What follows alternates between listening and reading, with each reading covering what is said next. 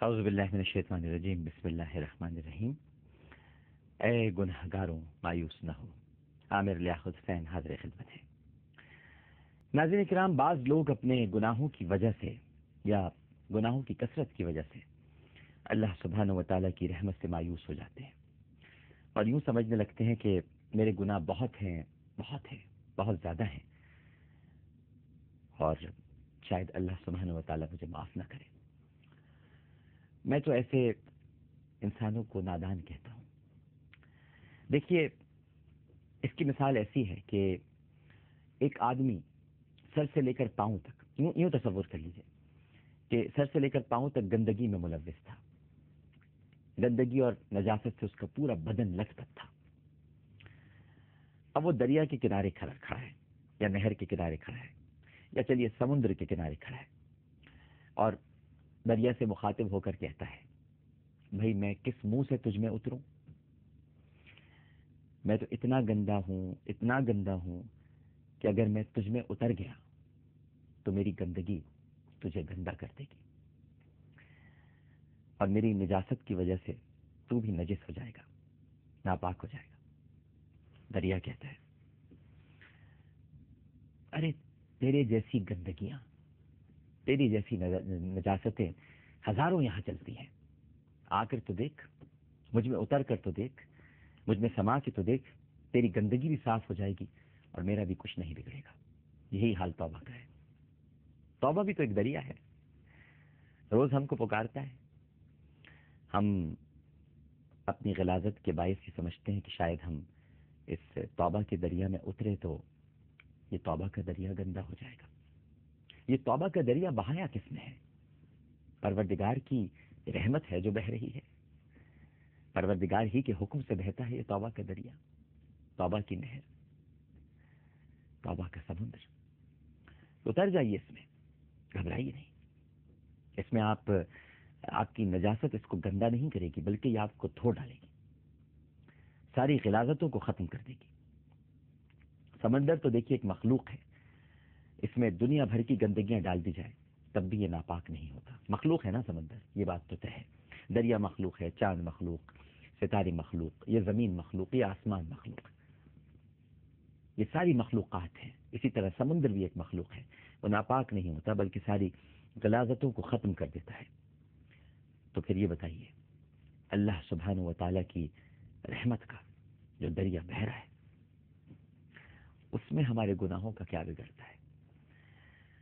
اللہ تعالیٰ کی رحمت کا چھینٹا تو ساری دنیا کے، دنیاوی لفظ میں غلط بول گیا ناظرین، اللہ کی رحمت کا ایک چھینٹا ساری کائنات میں بسنے والے یا بسنے والی مخلوقات کے گناہوں کو دھو ڈالنے کے لیے کافی ہے۔ رحمت کا ایک چھینٹا۔ اس لیے نادانی کی بات ہے کہ آدمی اپنے گناہوں کی کثرت دیکھ کر رحمت خداوندی سے مایوس ہو جائے، حالانکہ ہم سب اللہ کی مغفرت کے طالب ہیں۔ اور جو لوگ رحمت الہی سے مایوس ہیں ان کے بارے میں ایک حدیث میں آتا ہے کہ اگر میں دنیا میں عذاب بھیجنے کا ارادہ کرتا تو ان پر اتارتا جو رحمت الہی سے مایوس ہو چکے۔ ناظرین کرام، ایک گنہگار نوجوان کا واقعہ ہے اور رحمت الہی کو بیان کرتا ہوں، بڑا دل کو چھو لینے والا واقعہ ہے۔ حضرت عمر فاروق اعظم رضی اللہ تعالی عنہ نبی کریم صلی اللہ علیہ وآلہ وسلم کی خدمت میں حاضر ہوئے۔ آپ نے وجہ پوچھی، عمر کیوں آئے؟ عرض کیا کہ یا رسول اللہ صلی اللہ علیہ وآلہ وسلم، دروازے پر ایک نوجوان رو رہا ہے جس نے میرا دل جلا دیا ہے۔ سرکار نے فرمایا، عمر اسے اندر لے آؤ۔ وہ نوجوان روتا ہوا اندر حاضر ہوا۔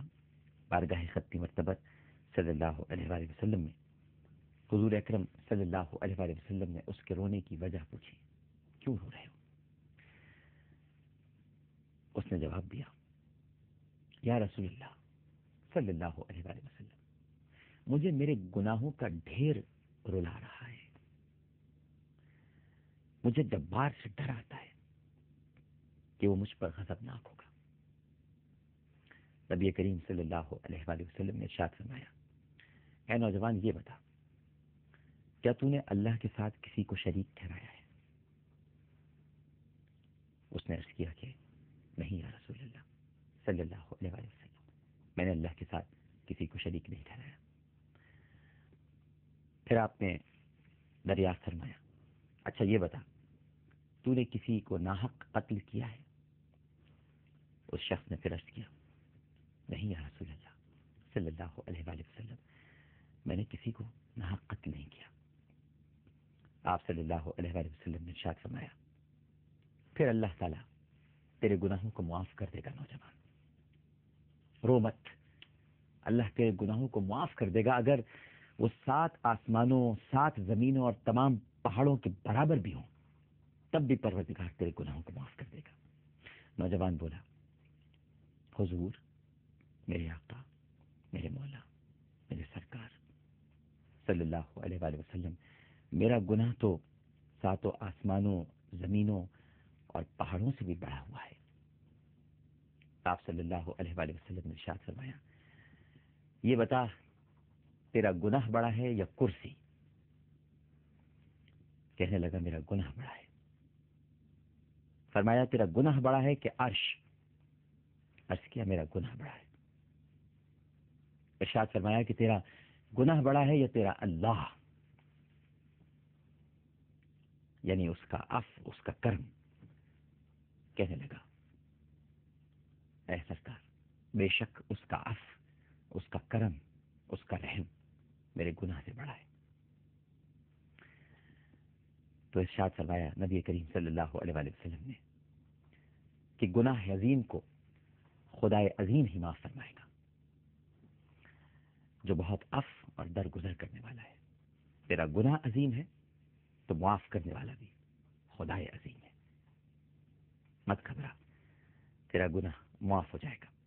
پھر آپ نے پوچھا کہ اپنے گناہ کے بارے میں بتا۔ میں چاہوں گا کہ یہاں پر ایک چھوٹا سا ہم وقفہ لے لیں، کیونکہ نبی کریم صلی اللہ علیہ وآلہ وسلم کی بات ہے اور اس میں کنٹینیوٹی ہونی چاہیے۔ یہاں پر چونکہ ایک توقف آیا ہے، اس کو دلاسا دیا ہے سرکار نے، لیکن اب سوال کچھ اور ہو رہے ہیں۔ آپ ایک وقفے میں جائیے، انشاءاللہ ہم تھوڑی دیر بعد آپ سے ملتے ہیں اور پھر اس گفتگو کے سلسلے کو آگے بڑھاتے ہیں۔